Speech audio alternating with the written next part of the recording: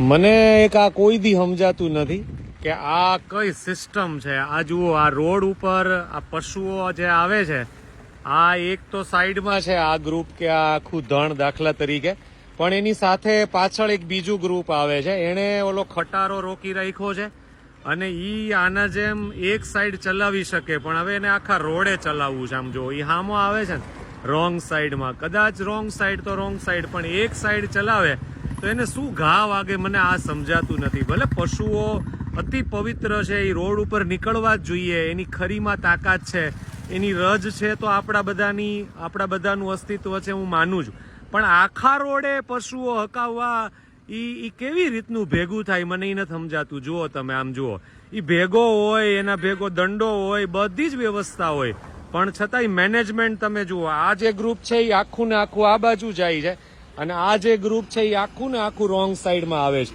મતલબ એને આખો રોડ કોઈ પણ કાળે રોકવાનો એક પ્રયાસ કર્યો છે।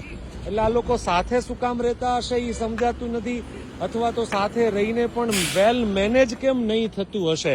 વિદેશની અંદર પણ પશુઓને મેં જતા જોયા છે, એના ગળામાં મોટા મોટા ઘંટ એટલે કે ઘૂઘરાઓ બાંધેલા હોય, આવી એક સરસ મજાની વ્યવસ્થા હોય, અને પશુઓ તો એટલા બધા સમજદાર હોય છે કે વાળ્યા વળે, એ માણસની જેમ જાડી ચામડીના નથી હોતા, પણ એની ભેગા હોય એ જાડી ચામડીના હોય, તો એનો હું આપણે રસ્તો કાઢવો એ મને કોઈ દી સમજાતું નથી। જો આખા રોડે હાંકવાના એટલે આખા રોડે, આ લોકોને ઊભા પટ્ટામાં સારી રીતે હાંકે તો વાંધો શું હોય એ મને હજી સુધી સમજાતું નથી। કોઈ વધારે પશુપાલકોથી નજીક હોય તો મને જરા કહેજો કે આનો સાયન્સ, આનો લોજિક શું હોય છે, એમ કંઈક તો વ્યવસ્થા હોય ને। પછી એમ વાહનોની અડફેટે પશુઓ આવે અને એના અડફેટે વાહનો આવે, જાનહાનિ થાય, એનો કાંઈ દૂર દૂર સુધી મતલબ ખરો એમ।